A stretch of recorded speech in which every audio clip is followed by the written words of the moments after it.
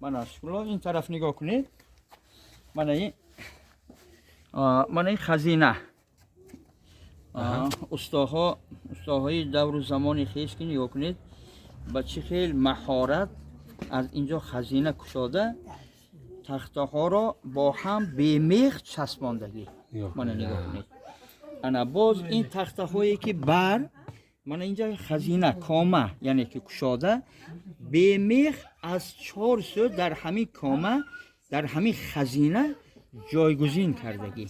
اینو نگاه کنید. انا این البته بار دوم برای پریشان نشدن ریمان شدگی خب تعمیر کردین. بعضی استاها با کمبودی های بسیار یعنی تخت ها را پس به میخ mana بند و بست کردگی.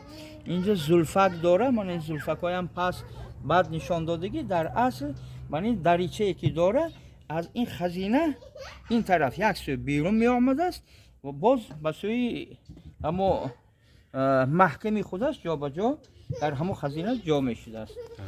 من این پایک هایی که هست به من از این طرف از طرفی قفا من این طرف بیایید. من این طرف انا اینجا من نشان تید در نوار نشان تید. من این انگشتی ما قطعی من نگاه کنید که من اینجا ها را من کامه کرده میخای چوبی قطعی نصب کردگی. من از تگ و از بالا من جای اساس من تخته ها را کامه کرده کامه را باز جا به جا محکم کرده از برای که تخته ها پایین و بالا نشوند باز با میخای چوبین محکم نصب کردگی. طرفی قفا این چونین خزینه کشاده. بینید که در اون دور که با این خیلی ترقیات نبود این خیلی تکنیک نبود استاها با چقدر مهارت من بینید بند و بستی تخته ها را با یک مهارتی تام جا به جا کردن که عقل انسان در حیرت میماند. اکنون با ما اونقدر معلوم نیست لیکن از روی گفتی مستفیدایی که تاریخدان هست این صندوق ممکن تاریخی 100 ساله نه کم از 100 ساله دورای انقلاب یا کمتر پیش همون دورات ساخته شدگی از استاهای شناس که ما تاریخی عیناً همین حاضر باز در جستجو میشیم.